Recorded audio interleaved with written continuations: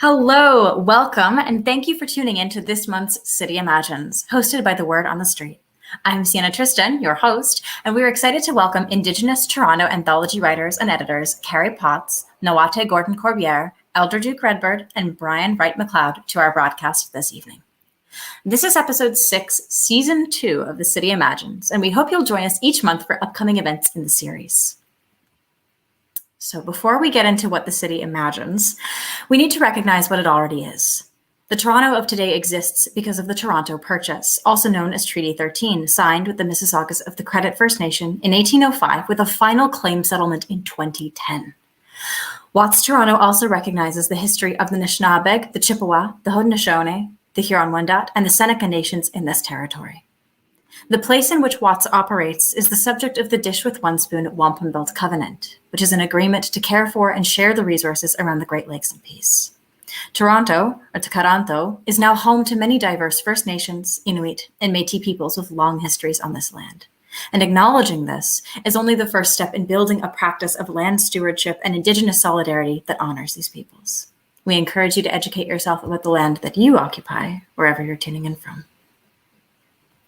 Just a few announcements before we introduce tonight's amazing panelists. First up, WOTS Weekly Features continues next week, celebrating Indigenous Peoples Week, with spotlights on Nathan Negan Newton Adler from Kigadon's Press, as well as Indigenous Lit Space, which is a program from the Literary Press Group. You can sign up for the Weekly Features newsletter for more info and catch yours truly as host next week.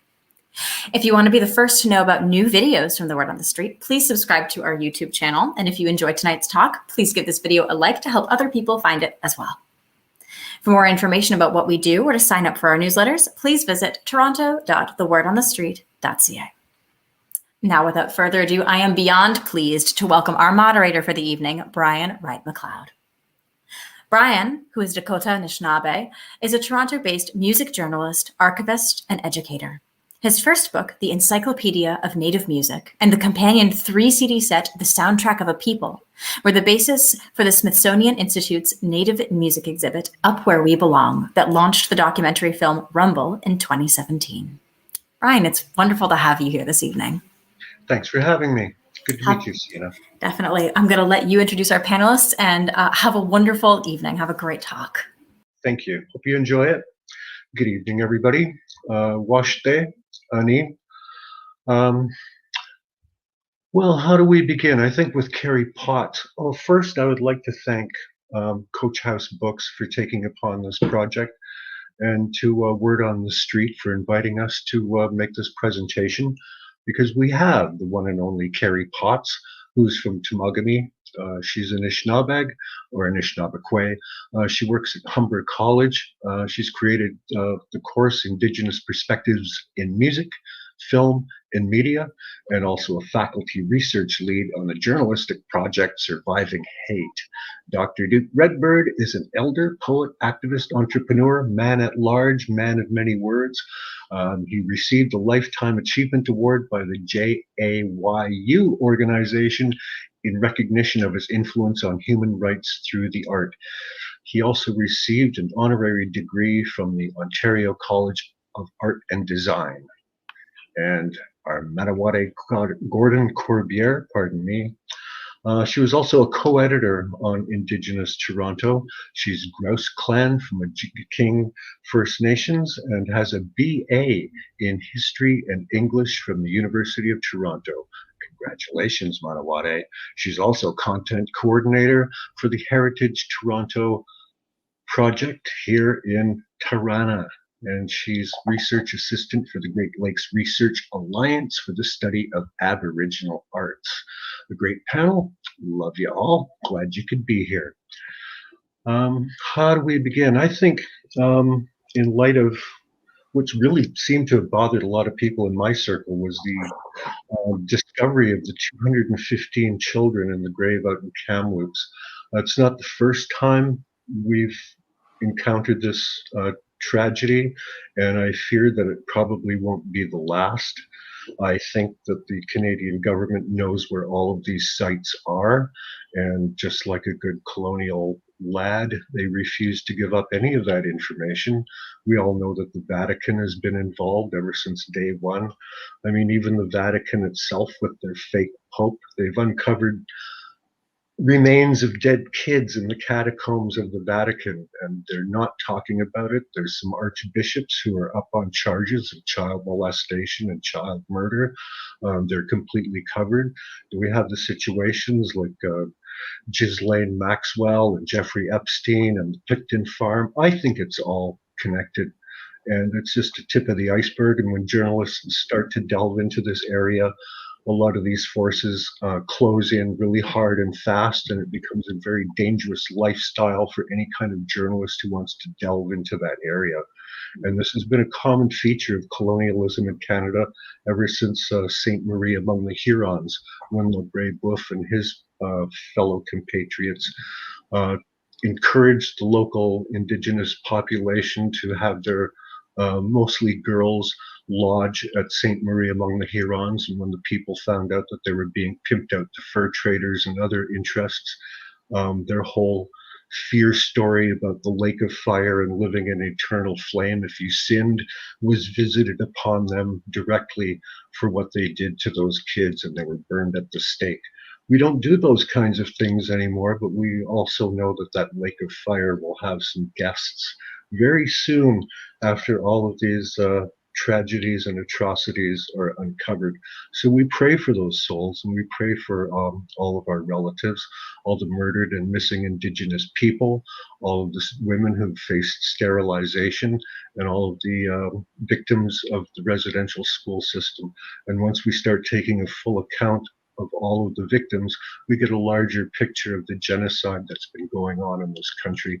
And we understand that the government washes its hands of it very, very carefully. But we have to hold them to account, and there has to be some kind of inquest. There has to be some kind of justice. And if it's not in this world, it'll be carried out by a higher power, because there is no higher court than the Creator. With that, that'll be my land acknowledgement. And, we'll say our prayers as we feel them throughout within our hearts like that.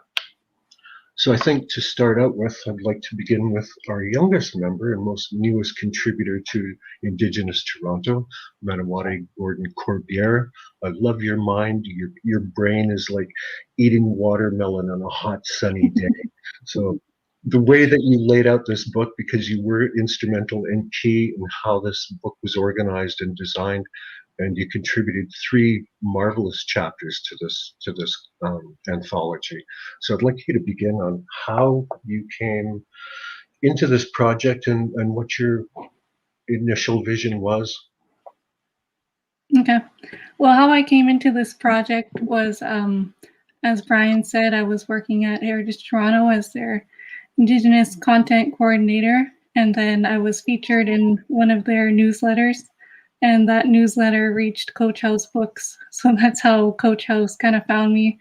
And John and the other co-editors were saying that they wanted someone younger to also help out on this project and be a co-editor. So that's how John reached out to me, and he told me a little bit about the book and kind of the planned contents, and then kind of the work that I would be doing as a co-editor. At first, I wasn't really sure if I really had enough experience or really was right for the project, but I decided it'd be a good experience to have. So I said yes and became a co-editor on the book. So as for kind of laying out and organizing the different contributions, that was a process that I began kind of as most of them had already came in, and I had read a couple of them already. So I just kind of looked over everything that we had so far, and then everything that was going to be coming in, and kind of just made a list of all the themes of each of these pieces. And obviously there was a lot of pieces that had themes in common and that had multiple themes within one piece. So after I kind of made that list, I just saw what was the most common and what would really help organize this book. So there's 4 different sections to the book, as you'll see. The first one is agreements, naming, and places, and that's kind of the introductory section to the book that kind of lays the groundwork for a lot of the other stuff, and is kind of the foundational history that really foundational history of Toronto that's kind of built upon by the rest of the chapters. So the second section is called Trailblazers and Change Makers. So those are kind of some of the earliest figures of Indigenous Toronto that really made an impact on the city that we know today. And the next section is called How We Carry This Place.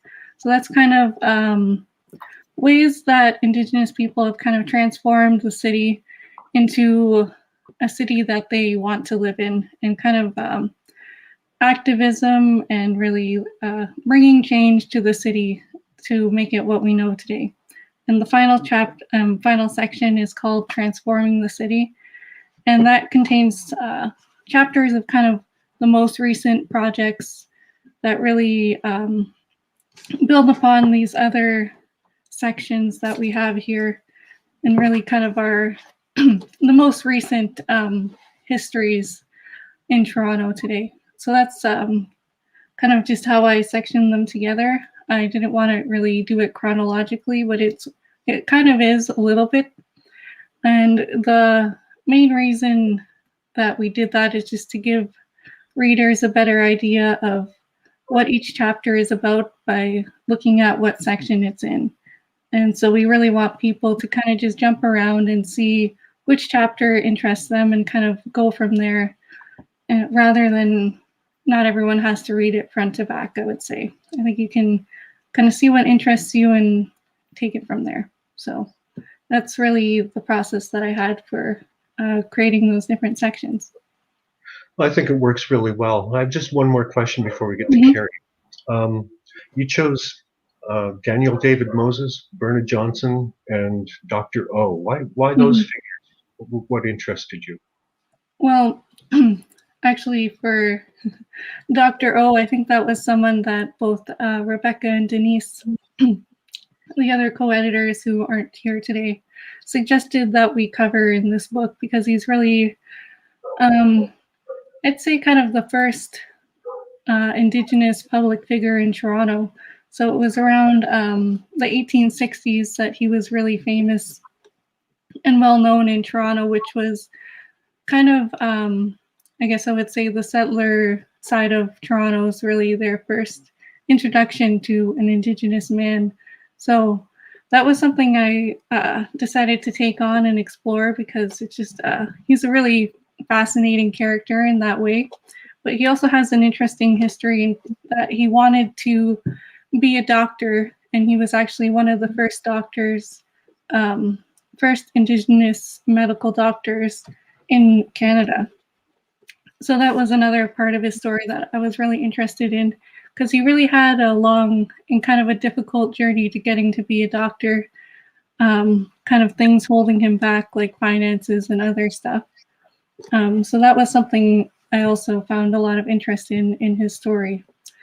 So that was really why I had an interest in Dr. O, and also because, like I said, Rebecca and Denise thought he was a really important kind of foundational figure to Toronto's Indigenous history that needed to be covered. And then as for Verna Johnston, at my old job at Heritage Toronto, that's where I first learned of her, when I was putting together a walking tour of Toronto's Indigenous history. And there's actually a biography about her. And I read that biography, and I just was really taken by her story, because she's an Indigenous grandmother who started a boarding house for Indigenous youth in Toronto.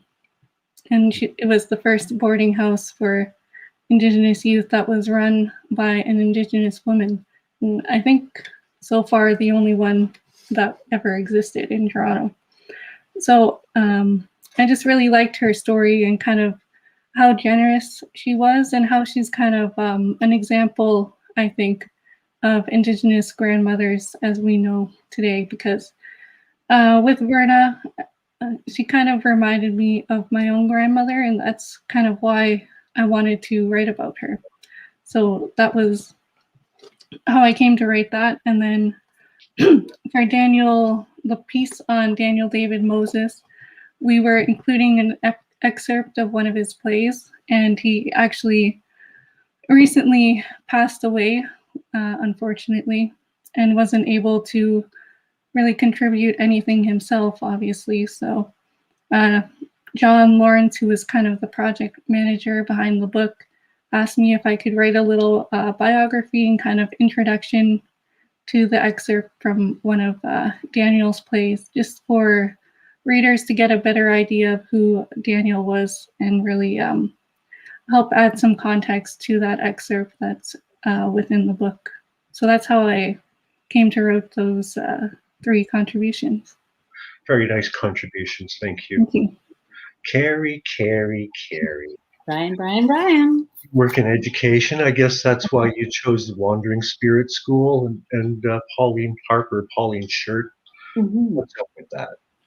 Well, it's actually because I love Pauline so much. And Pauline Nimkikwe has been elder to me since I started at Native Women's Resource Center. I was in charge of an anti-violence program for Indigenous women and we'd sit in circle. So I got a couple of years of just organizing ceremonies, sitting in circle, and Pauline was a regular to do full moon ceremonies and other talking circles with us.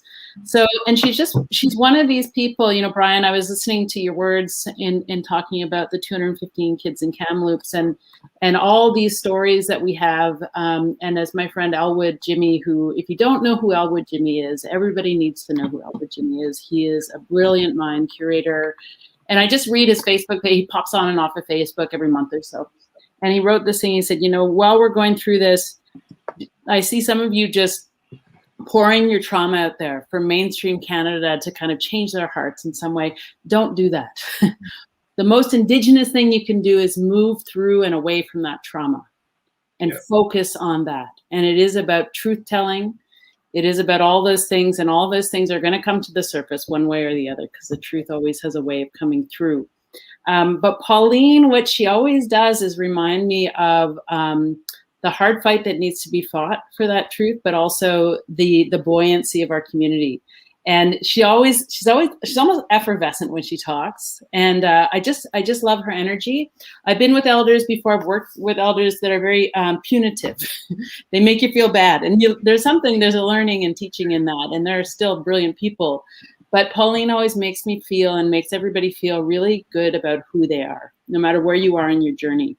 And we're all flawed people. You know, we all have apologies to make in our own life for things we've done or haven't done. And Pauline always makes you just want to work a little harder and do a little bit better. So Pauline is just a real visionary. And I look at the list of people in this book, and Brian, I mean, you and Elaine Bombury are the reason why I finished my master's thesis about Indigenous music at U of T at OISE, and why I created the course I created. And then my time with Jason Ryle and Denise Balduke and all the incredible people at the Imaginative Film Festival shaped my journey as well into education. And there's a whole list here of people that I'm absolutely blown away that I'm next to. Duke Redbird, Hayden King, Susan Blight, you know, the list goes on. So miigwech for choosing these works and including me in this. I feel beyond honored. Well, the pleasure was all ours. But why Wandering Spirit School? What was about Wandering Spirit that attracted you? Pauline was... Pauline's been an educator for me in so many different ways. And one of the things I love about Pauline's approach, and I understood Wandering Spirit School, or Kapamachakwa, Wandering Spirit School, otherwise known as First Nations School when I was here, is that it's a school that invites anybody who's legitimately interested in finding out about Indigenous culture to come to the school. It's not exclusive. And sometimes you get those attitudes in our community that say, you know, this belongs to us. And I understand those attitudes. I mean, our religions, our ways were outlawed, our music, our dances, those were all outlawed until the 1950s. and we've been denied access into participation in the mainstream economy and all sorts of different things. So I understand, and so much has been taken from Indigenous people, and because we live in this capitalist consumeristic way, that people think that that's just, once you learn something, you can just buy it and sell it and make it your own, even though you're not part of that culture. So people get very protectionist, but Pauline's not like that. Pauline wants to share that culture. And so she created, with the help of the Indigenous community and the Toronto District School Board and others, a school that was the first Indigenous-led school in all of Canada. And it's first board-approved Indigenous-led school in all of Canada.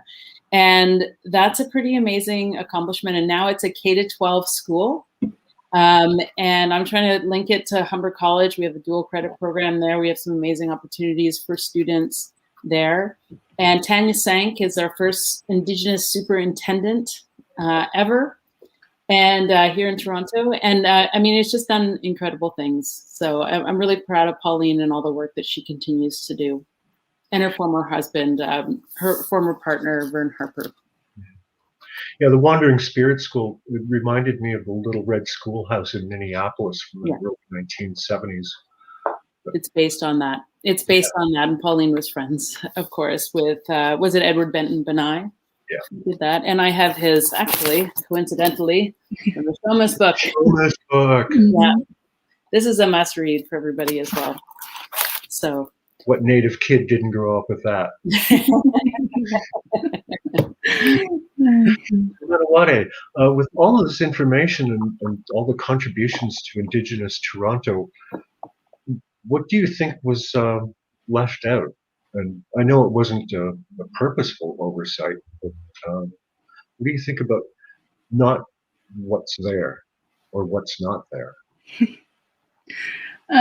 Well, like you said, there's a lot in there, but there's also a lot that was left out just because we can't have a giant volume. And there were people that we wanted to contribute that unfortunately were too busy or whatnot and were unable to.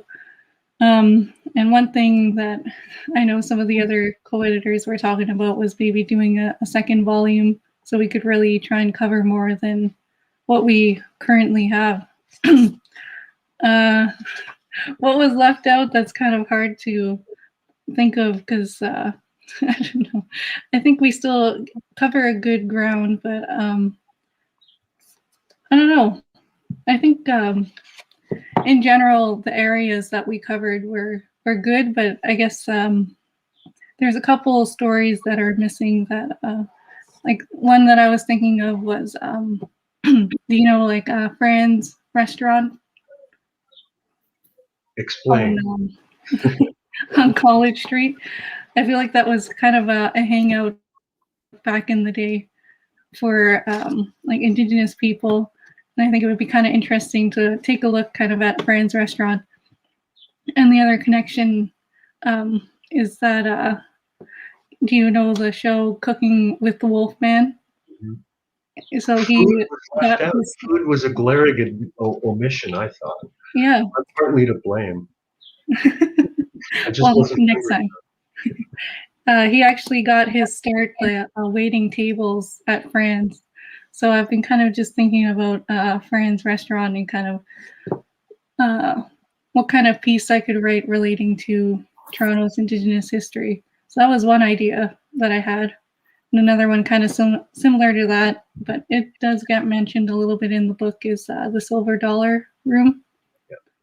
I think lots of people don't really realize that was also another Indigenous hangout and kind of a space to meet people and really kind of make connections there. So I think those are just two little pieces that I've been thinking of that maybe could have been added if we had a bit more time. But, we got the book we have now, and I'd say it's still pretty good. Yeah. What about you, Kerry? You hungry? Would you write about foodie? Well, there's some niche dishes in there. Joel Ringette, is that right? And I don't know if it's open anymore though. But if you had to do it all over again, what other chapter would you include if you were so? Would I include? I mean, my start was at the Native Canadian Centre of Toronto under Rodney Bobby-Wash, and I think about him and the revolutionary sort of the fearless revolutionaries. I lump Pauline and Byrne in there as well. I mean, I think the Two-Spirit community is huge, and I mean, I just celebrate them as much as I can. When I started at Native Women's Resource Center, I put a rainbow up in the window and started inviting trans women into the center, and they said it was the first time that happened at that center, and I got some flack. I got some real flack for that, but the community has been so supportive. I remember Doe O'Brien, huge supporter, and so many good people in that community that have done amazing work. Art Solomon, is that correct? Who is at the HIV/AIDS strategy? What a leader, amazing leader. But I guess the last one that I would just say is the arts community. Like, to just focus on the arts community, you could just do a whole volume about that, because once I left social work because I really didn't have the capacity to handle the layers of listening to people's trauma and dealing with that with any kind of respectful or boundaries for myself. I gave everybody my cell phone, drove everybody home. Everybody knew where I lived. It wasn't a good thing for me. Wonderful, brilliant people that I met and remained friends with those still. But getting out of the social work into the arts sector, I started with Sandra Laurent at Native Women in the Arts, and she was launching Red Sky performance at that time, and then I journeyed on and worked with Susan Plutarch. Still have done a little fundraising work with Susan and her Arctic Rose Foundation, setting up after-school art therapy style programs up north. And the Imaginative Film Festival, of course, it changed my life and gave me this global perspective on artists in Canada, I mean, and in the world rather. And so I think we could really just focus on, the art sector exclusively and have a whole volume or more. Yeah, the incredible Project Indigenous. Is that every 4 years down in Harbourfront? Oh yeah, Planet Indigenous. Planet Indigenous. Right, yeah. Cynthia you don't write these things down. Was as well for a while, I think. Yeah. I participated in that a couple of times. That was super fun. I really enjoyed that. Well, the thing that I found, and it was probably my fault because I didn't write enough of it into the 1980s activism chapter, was the Leonard Peltier Defense Committee and a lot of the prison support networking and the work that Casnip did in that, and especially Uncle Art Solomon, who went into institutions like Guelph and with the Indian Brotherhoods, and going into prison for women when it was operating. And he also had the Burwash Project, I think it was, up around Sudbury, where he would take young men coming out of the prison system and try and reintegrate them into society by first, living off the land and gardening and going out and just being a part of the earth, which is, basically who we are. That's who we are. So, yeah. But I think all of those sentiments are contained in the volume. Anyways, sometimes you might have to read between the lines. Oh, and I just want to correct myself. There was Art Zocoli that I was mentioning with the HIV/AIDS strategy, but Art Solomon is a leader I've heard much about as well. He used to say, "In its vast complexity is its infinite simplicity," which I guess means that there's no problem that can't be solved. And I think that's something we, as Indigenous people, need to carry and remember. And sometimes living in the city, it's so easy to forget those things. What do you think, Mnawaate? Yep, I agree. I remember with the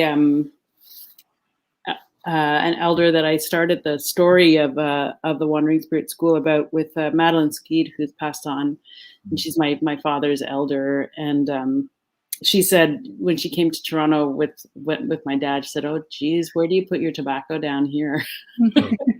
And it's true. And I guess Nadia Kwanda-Benz has a really beautiful photos that really show that the kind of dichotomy of being Indigenous in the city. But most of us, I wouldn't say most of us, many of us anyways, of my generation anyways, grew up off the reservation, grew up in the cities. I grew up in unceded Algonquin territory of Ottawa, where I'm broadcasting from right now.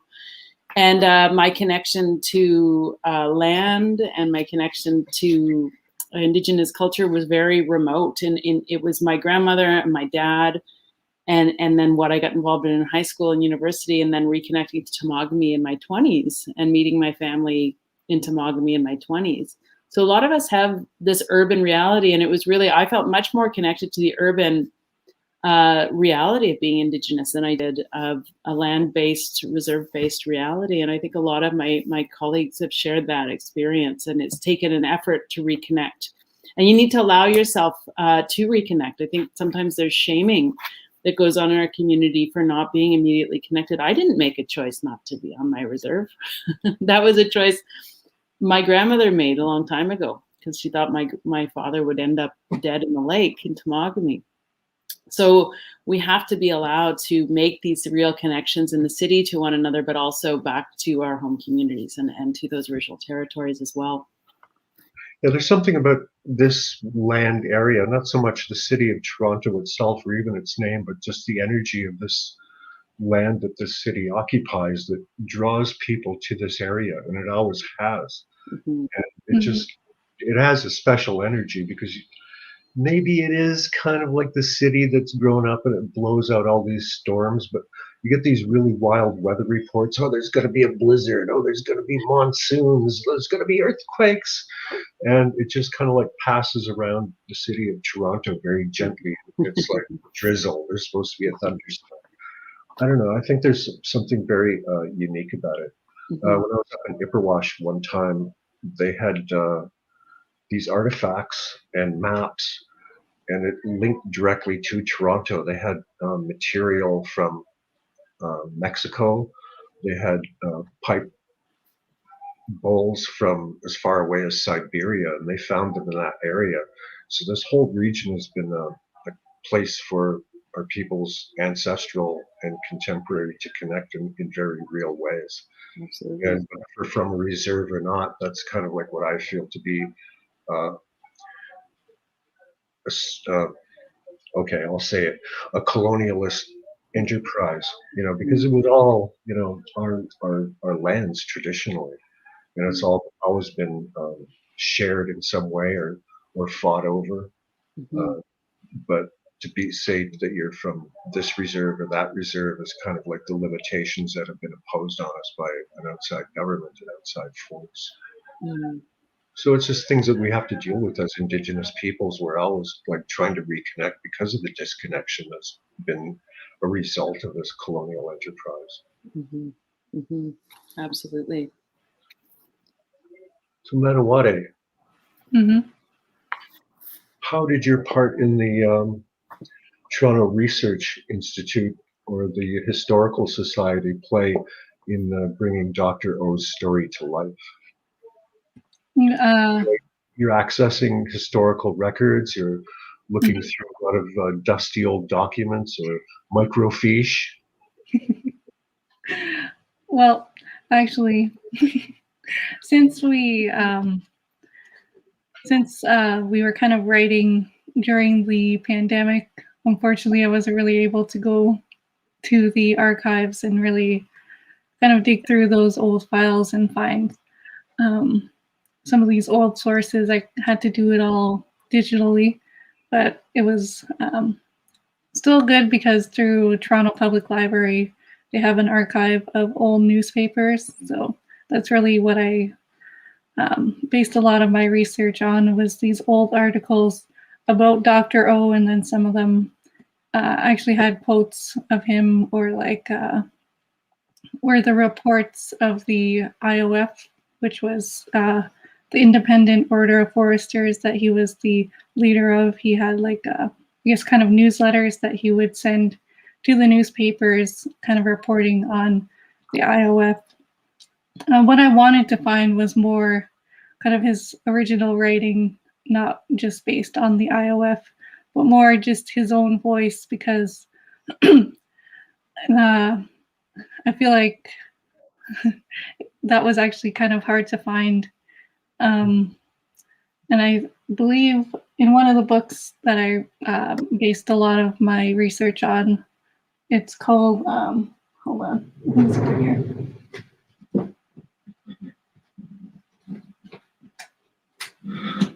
This is in live time, ladies and gentlemen. Is this book, Dr. O, Security, Justice, and Equality by Keith Jamieson and Michelle Hamilton. So Keith Jamieson was actually able to do a lot of this archival research. So this was really a great resource for me when writing the chapter. And he actually mentions that a lot of Dr. O's own personal records were kind of destroyed after his death. So that's unfortunately why I wasn't really able to find much written by him or said by him that I can include in my piece. So I'm not really sure why that is, though. But were those documents destroyed deliberately, or was it an accident? What happened? I believe it was deliberately. In his will, he wanted them to be destroyed, or as he was kind of he kept records, but not of his own letters or his own messages that he wrote. So what I tried to find was kind of interviews in newspapers to really kind of get a better sense of who he was, what he said, what he did, because otherwise there wasn't really much out there. So yeah. Do you think they'll ever write him into an episode of Murdoch Mysteries? I hope so, because there's actually a street named after him in Toronto called Dr. O Lane. That's kind of close to Allen Gardens. So I think if he has his own street, he could have his own Murdoch Mysteries episode. Maybe you should have some TV series. Yeah. I wanted to add to what you were saying, just in terms of unearthing documents and the difficulty of even researching the Wandering Spirit story. Mm-hmm. Because Pauline started the school, well, it was multifold. Her son Clayton refused to go to the public school he was going to because of racist taunting, and the pedagogy wasn't landing with him. He wasn't learning about who he was as a Anishinaabe. And he's a Plains Cree, actually. And so he refused to go to school, and Pauline went and they stormed the Parliament building, and sort of a peaceful storming of the Parliament buildings in the 1970s, and took up the call that she was going to start this school. But it was really the spirit of Kapapamachakwao, Wandering Spirit, who was her great grandfather many generations removed. And in researching this, it was you go to the Canadian Encyclopedia, I found 5 different sources, and they all had a different story about him. So he was the war chief that stood alongside Big Bear, who was the peace chief of the Plains Cree, and who refused to sign the treaty. And they were kind of making some of their last stands. And this was happening in parallel. And it wasn't in unison, but that the stories overlap with Louis Riel. Mm-hmm. And so all Louis Riel's story starts overlapping with Big Bear and Wandering Spirit as well. So it all sort of culminates in this Frog Lake uprising in 1885. And it was really, really hard to distill what was the truth. So I just kind of had to surmise, there's many different accounts of this. And of course, in history, kids in school are learning about, that Louis Riel, Big Bear, and Wandering Spirit until recently are traitors, and there's so many misunderstandings about the details of these incidents. And Kapapamachakwao really took the fall as a leader. He probably didn't do what he was charged with doing, that included the killing of a priest and other villagers. And his name was unspoken in Pauline's community for many generations. And he was understood as your grandfather killed, was how they referred to him. And so Pauline says, he really fought for the spirit of his people. But finding that history was almost impossible. And it was Sharon Berg's book that she co-wrote with Pauline Shirt for her, I believe her PhD or a master's thesis, called The Name Unspoken, which is what he was referred to, that details a lot of this historical research. And she had to correct me several times in my retelling of the story, even though I tried to keep it very simple. So Mhm. history is a tricky thing. And there's even some native people that get upset when you mention the name wandering spirit. Mm. Which is interesting in itself. It's part of that legacy. Mhm. Yeah.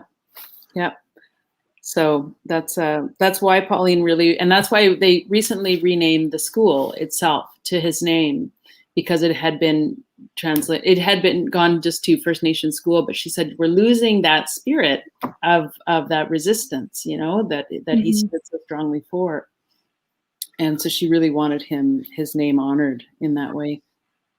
So are you going to be using Indigenous Toronto as a textbook in one of your courses, Kerry? Oh yeah, definitely.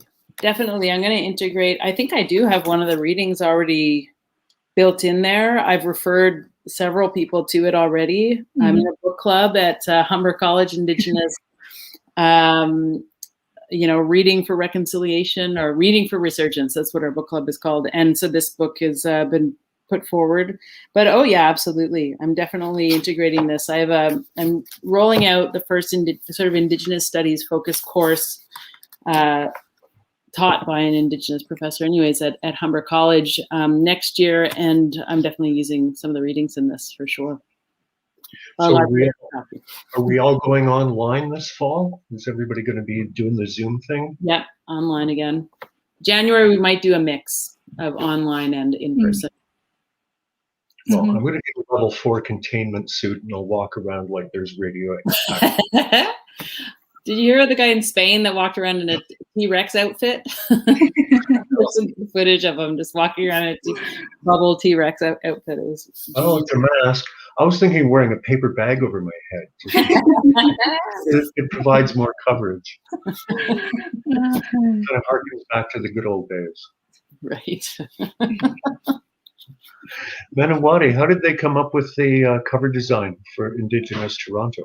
What was that process? Yeah, the cover. So here's the cover if anyone in the audience hasn't seen it yet. Yeah, there we go. And then here's the back, which is kind of a continuation of what was on the front. So we wanted an Indigenous artist, obviously, to do our cover art, and someone that was based in Toronto would probably be the best. So we kind of just scouted around, and also people at Coach House also helped us kind of find some people. And it took us a while, but we really kind of reached out to different people, see who was interested. And so we ended up with Monique Ora Bedard. So she did our cover, and it took, I don't know how long it took, but it kind of, there was many different versions. I thought it took months. Yeah, I would say it took months to find someone, and then also to have Monique kind of give her our ideas for what we wanted the cover to be, and then to kind of return her initial kind of sketches of the cover, and just to see if we liked that direction that she was going in. And then she kind of came back with the digital design that was pretty similar to this, but a little different. And kind of over the months, we gave her some feedback and kind of really kind of finessed it into this beautiful cover, which kind of represents what's inside, obviously. So on the cover, she put a non-binary person holding up these vines of different flowers. I feel like kind of representing like living the land, and then also kind of living stories that kind of continue throughout the city. And then we have the city horizon right here, and then here's the water of like Lake Ontario, and in the reflection is these trees, which kind of represent the old landscape of Toronto before it ever turned into the cityscape on top. And then on the back, that's actually reversed, I don't know, kind of in a poetic way, like kind of a circular way of showing just kind of how Toronto's kind of always been the same, even though it looks different today. So yeah, it took a while, but I think we're all really satisfied with how it turned out. It just it really pops out, I'd say, like on a shelf. I've seen it on different bookshelves and like in bookstores, and it just really, I think, kind of grabs people and kind of delivers the contents of the book just visually through the cover. So I'd say it's pretty great cover for a pretty great book. What do you think, Kerry?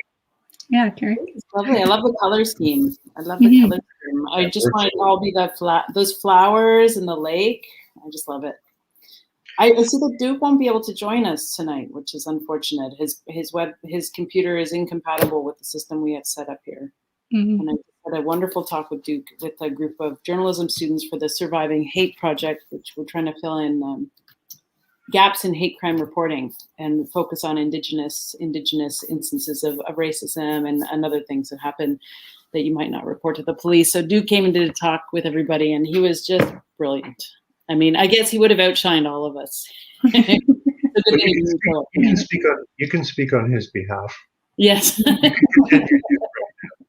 I just love Duke, and he did a beautiful poem for the 215 kids that made me cry. It really centered when I saw, like, I was kind of, you know, when you're just processing it, and I had to like speak to a bunch of non-Native people about this enough, you know, walk people through the community's trauma in these ways, and I just had to keep it like up here. And then as soon as Duke read his poem, and you can probably find it online easily enough, it just made me cry, and it brought it, you know, into my heart. And it just Duke does that. Duke is a brilliant mind. And funny thing about Duke too, Duke actually walked in with another, I think it was with Alanis or with another person back in 1972 or 73 to the RCMP headquarters where my father was. My father's a retired RCMP officer, Indigenous RCMP.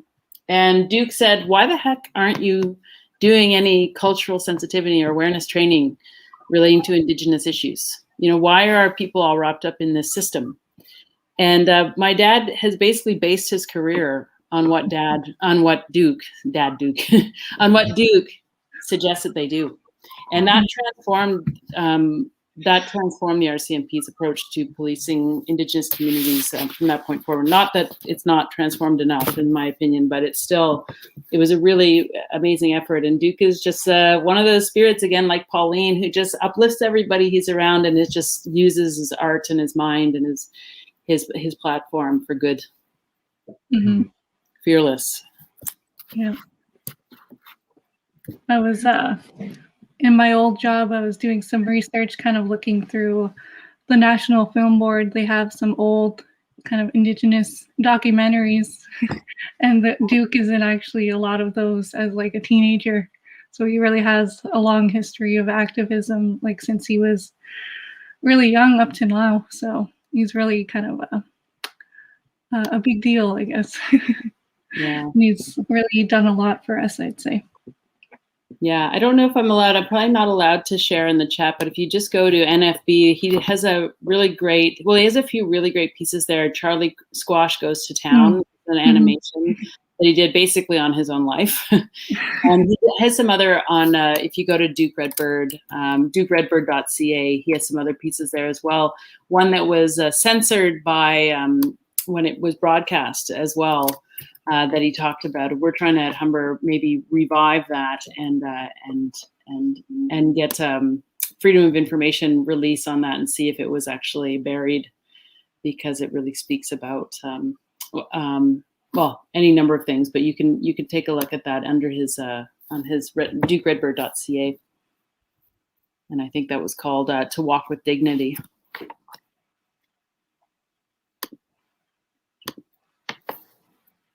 And he also did a recent music project with the Sultans of String.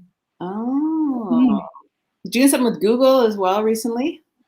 Google? Google, yeah, I'm not sure. I think it was one of those, like it was a day as part of Indigenous Peoples History Month or something. Quite possibly. He had that houseboat happening a couple of years back out on the harbor. Yeah. Been up to a lot of stuff. Yeah. Yep. So prolific. He's so prolific. Did you ever go out on his houseboat? No, Why not? I wish I had. I think he's doing it again though. I don't think it's done. I think it's Ontario Place, that one. I don't know how you'd social distance on a houseboat. The bow and stern. Yeah. Someone on the bow, someone on the stern. Poor Problem Star. solved. Yeah, it's too bad he couldn't be here. Are we going to be taking questions tonight? I don't know. I had a question about that. I was Yeah. looking on the sidebar here, and apologies, there's some technical difficulties, blah, blah, blah. Yeah. We just went through that. My mom and dad couldn't log in. Why not? I don't know. They just texted me and they said, we can't log in. We're giving up. What about your family, Mnawaate? Are they online? No. Yeah. I get too nervous when people I know are watching. And then they'll be texting me and telling me, oh, you're doing so good or whatever. It's too much pressure. I'll send them the link when it's uploaded on YouTube. What do you think the future direction is for the Indigenous community in Toronto? I mean, it's quite diverse. It's ever changing. From your experience thus far, either one of you can begin. What do you think that might look like?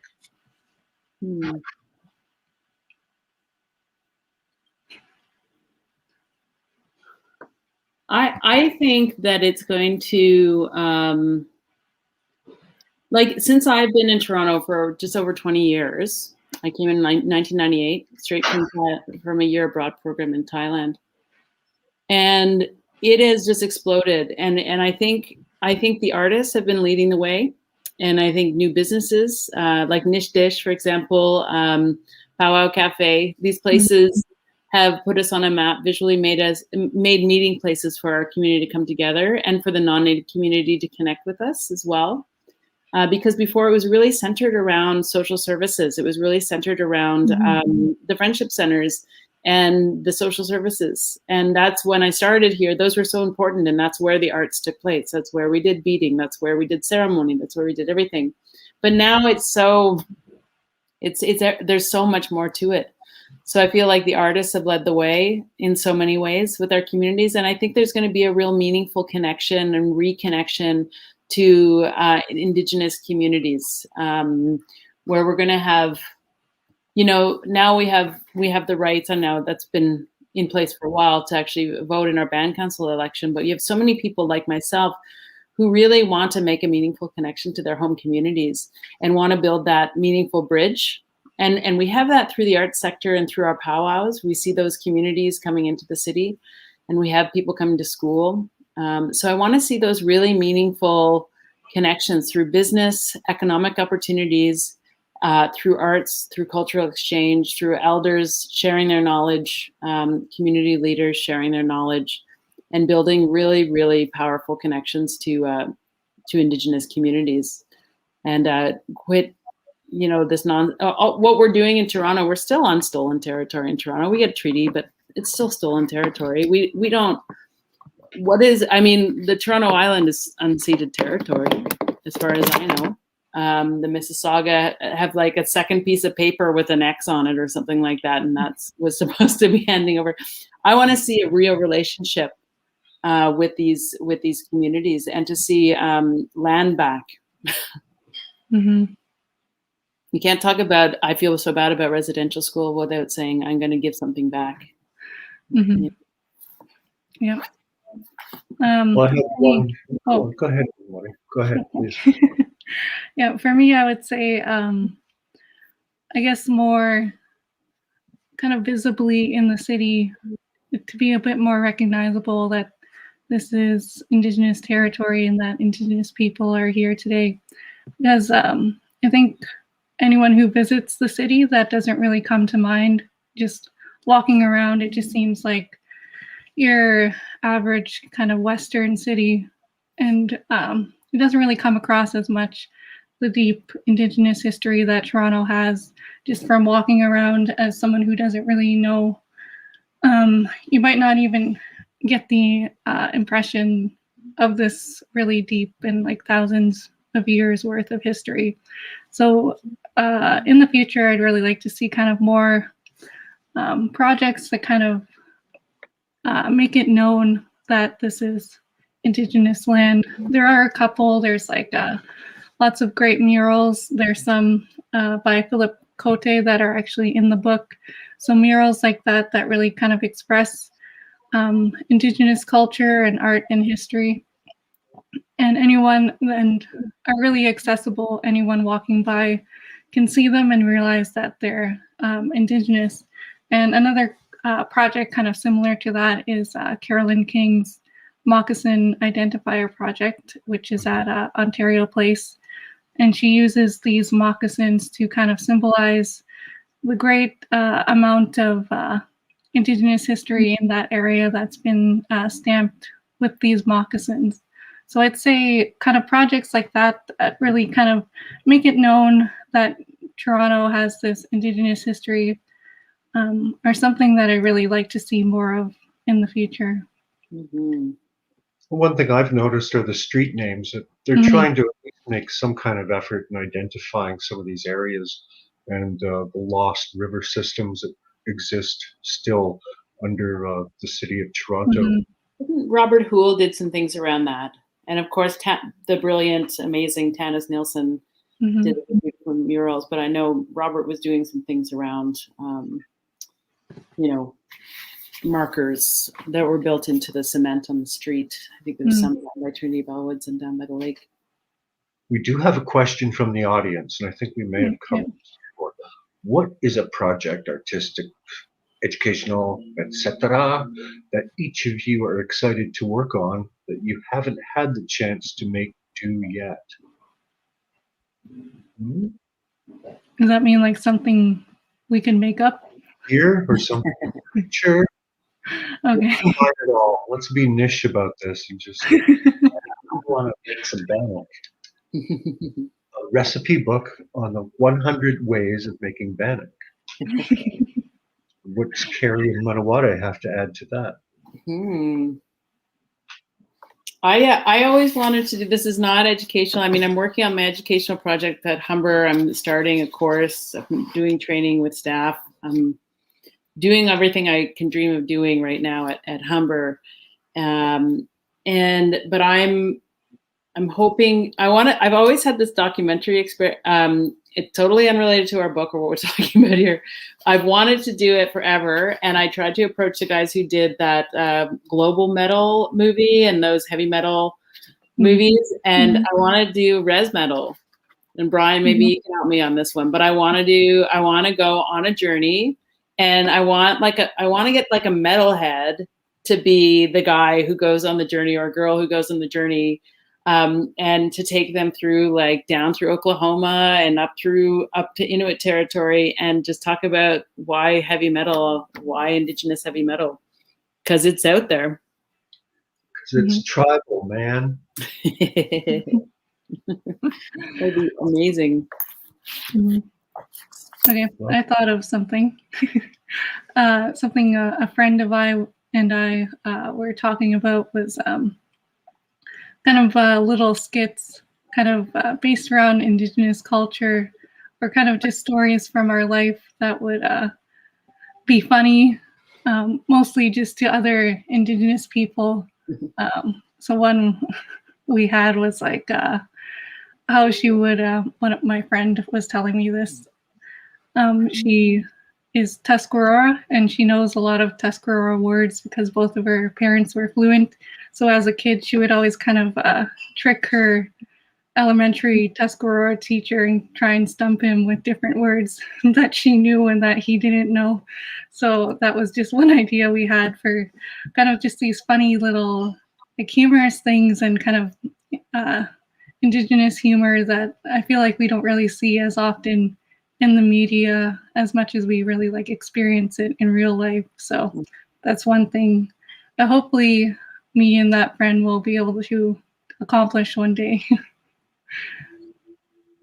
Well, Indigenous media, and I think Indigenous people in post-secondary education have gone probably the farthest it's ever come. What do you think? Mm-hmm. I mean, I'm teaching in different courses all the time now, and I used to be the activist and all the rest of this, and now that experience, I think, brings a lot of meaning into the courses that I'm engaged in. Mm-hmm. But Kerry, you're doing all kinds of strides in education as well as Mnawaate. It's more than just about time. It's I think just the beginning of where we can go. Well, I think the TRC opened a lot of doors for that, and I think that, you know, I've been thinking about this stuff, and I'm sure each of you have as well, for decades and decades. This is stuff I was like, why don't we have? When I showed up at Humber College almost 10 years ago now, I was like, why is there no daytime Indigenous Studies course? There was one guy, John Steckley, who did incredibly good work. I consider him an elder in different ways. Non-Native guy, done amazing work around language reclamation and language recovery for the Wendat. Anyways, John was the only person doing that work at the time when I started at Humber years ago. And then they had no offerings. My course about Indigenous music, film, and media was the first diploma level daytime course offered. There's two other courses focused on Indigenous studies. One Indigenous studies at Guelph Humber, taught by a non-Native woman who won't step aside, as far as I know from the course. I'm not sure the story on that. And then another is about Indigenous people in the criminal justice system, taught and created by a non-Native person. It's in better hands right now with a colleague of mine. But this is concerning. And so now there's, and I was told years ago when I was not hired, where I should have been hired years ago, full time, they said, we don't know what your place is here at our department. I said, my place, I'm the only person with an Indigenous studies background who identifies as Indigenous in the largest school in our college, the largest college in Canada.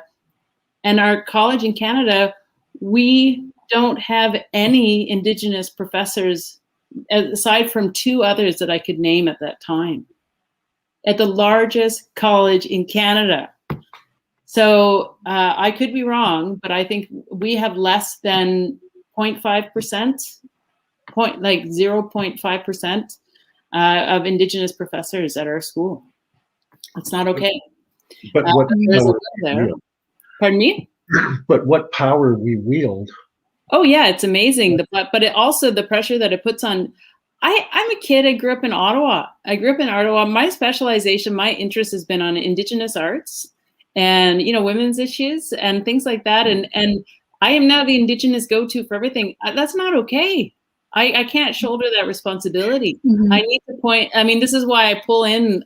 We've had other good people. I mean, there's been really good people at Humber and the Indigenous Education Engagement team, of course.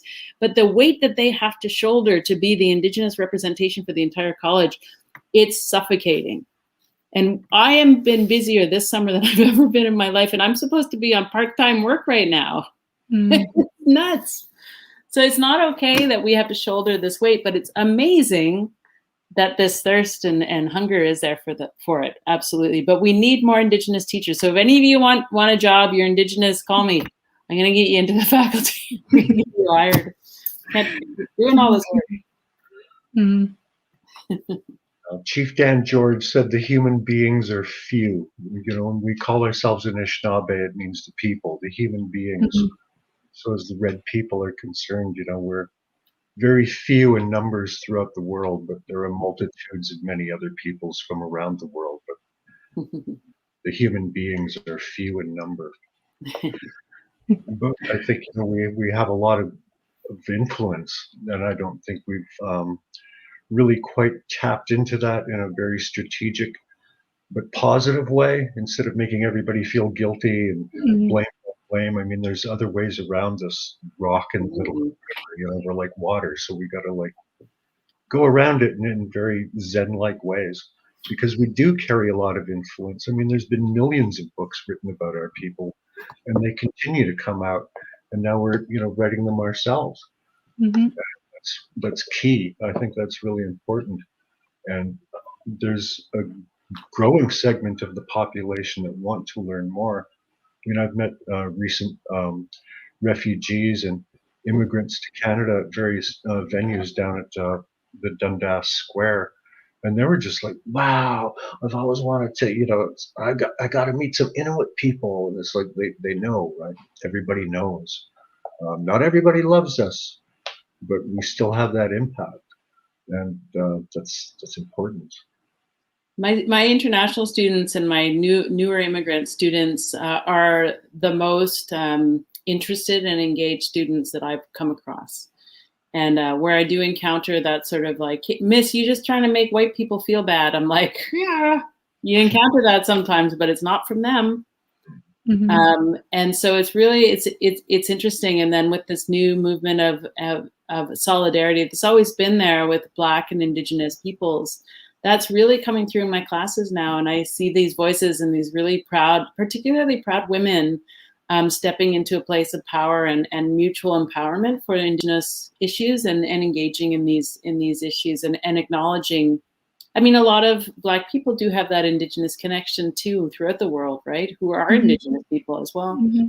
So it's a really neat time to be teaching. And I have some really, that my students give me a lot of, though there are moments where it strikes fear into my heart when I get certain papers. For the most part, I got to say, it's pretty encouraging to see the solidarity within the student body that's at college level and other places as well. Yeah, I think the stereotypes have been challenged mm-hmm. in ways that have never been done before. Absolutely. How do you challenge stereotypes, Mnawaate? Just by existing. Like I don't know. I'm just I think all of us here are just regular people with different problems and different interests, and just by kind of being ourselves, I think we kind of challenge those stereotypes of I don't know, the Red Indian or whatever. So that's really what I would say. Just not even really thinking about it. We're kind of defeating those stereotypes with every person that we meet and showing them we're just complex people, and whatever preconceived notions that they have about Indigenous people probably aren't the full truth, and there's still like lots to learn aside just from those very old-fashioned stereotypes. So that's what I would say. Yeah, I think the only regret I have in reading the papers from my students is their inability to write a complete sentence. Yeah, no idea. Anyway, I don't want to get into it, but yeah, grammar is definitely failing in post-secondary institutions. We're in trouble. Yeah, I'm not going to deny that. We've never heard of punctuation. It's racist. Don't colonize my language. I'm always saying that to my editor boyfriend. You're trying to colonize my language. Yeah, that's why I don't get into the whole settler thing. I don't agree with it. I think it's an archaic word to be using. And it kind of puts things out of context in a contemporary Canada where we need to start moving forward together, you know. Mm-hmm. We can't be divided all the time. And there is a historical relationship with all peoples, I think. White peoples, you know, they've intermarried, created the Métis. The French, oh my God, we can't forget the French. I mean, New France, they lost it, but they were probably more strategically kind to our ancestors than the Brits with their imperialist sort of attitude. But we've all still come together, and we love our haggis, we love our bagpipes, we love our bannock, we love our, powwow. All of that converges together. And if you're going to call settler, I mean, then I'm a redskin. Yeah. And I take no apology in using that term, because the way I understand it is that red ochre paint, and I still have some of them, 2-3 different kinds, and we use them in Sundance ceremony. And that was the original sunscreen. The people used to put that red clay on their bodies so they wouldn't get burned in the sun. And you see all these Carl Bogmer paintings of red Indians. And that's a sacred thing, to be a red within our four colors of the medicine wheel, and to be understood as the red people or the red man, or across the pond as red Indians. That's a more archaic term than, a red skin. Hey, yeah, I'm a redskin because I use that red paint, that red ochre paint, that sacred paint that Navajo shepherds still use it. I mean, it's the original sunscreen, but yet it has a very spiritual use within our ceremonies. That's all I have to say about that. Well, you make a good point there, Brian. I mean, I was in Thailand and I had there's artists that they were from one of the hill tribes, which is similar to calling people Indians, right? It's not really accurate. But they were artists and they painted strictly paintings by Curtis, and like redid these paintings by Curtis. And it was in the Chiang Mai in the night market, and it was called Red Indian, or Indian Dang, they'd call it, Indian Dang. But your talk about like getting along reminds me of what Pauline talks about, and which is that we all have those four sacred colors of humankind. Each of them brings a very important teaching that comes from our creation stories. We need to know our creation stories to know who we are. And each of those gifts, completes that circle. And if those gifts, don't occupy enough space, if we don't give enough space to each of those colors, we all lose out. We all lose out. So we need to find a way of recognizing the gifts that each of the directions brings, because my students teach me so much more than I ever teach them. And it's a beautiful thing to not take up space, to allow for people to hold space. Yeah, we're the only ones that are hung up on our skin color. I mean, the animals don't care. They eat us either way. The earth doesn't seem to mind. It's, somebody told me the earth is crying. I said, how do you know? How do you think Jupiter feels? All part of that big cosmic dance. So, just a little tiny part of it. And Indigenous Toronto, I think, brings all of those thoughts in line in various ways through all the different plays that have been written. Thompson Highway, the work of Jane Taylor, the thoughts of Hayden King. I mean, I think everything that we're talking about is encapsulated within the pages of Indigenous Toronto. And your copy through Coach House Books. But at this point, I'd like to, acknowledge people like Greg Young-Ing, who had passed away earlier this year. A lot of people that had worked in publishing and put forward a lot of writers that otherwise probably wouldn't have gotten published in any other way. So we got to keep on Coach House and continue the stories that carry this place. Thank you all. Hello, and like magic, I pop in. Hello, thank you all so much for this magical hour and a half, and for your insights and for just everything that you bring to the space. I cannot wait to get my hands on a copy of Indigenous Toronto. And if it's not too much pressure on everybody, including on Coach House, I am definitely rooting for a volume 2 already. Perhaps including 100 Ways to Make Bannock. I would love that. No, as a non-native person who has really cherished, like big drum circles at the NCCT and being invited there, or eating at Nish Dish, I'm very excited for everything that this anthology is going to show people, non-native and native alike, about all the wonderful Indigenous culture and history that's in the city. So thank you all so much for your contributions. Well, thanks for having us. Yep. Yeah, Thank you very much. I'm honored. And I just want to give a shout out to John Lawrence, who is just the most amazing editor I've ever worked with. They was just a genius. So just thank you so much. And to Denise and Rebecca and Brian and Mnawaate, just thank you so much for including me in this. It was a real honor to be part of it. And each of you are leaders to me in so many different ways. So thank you so much. Thanks.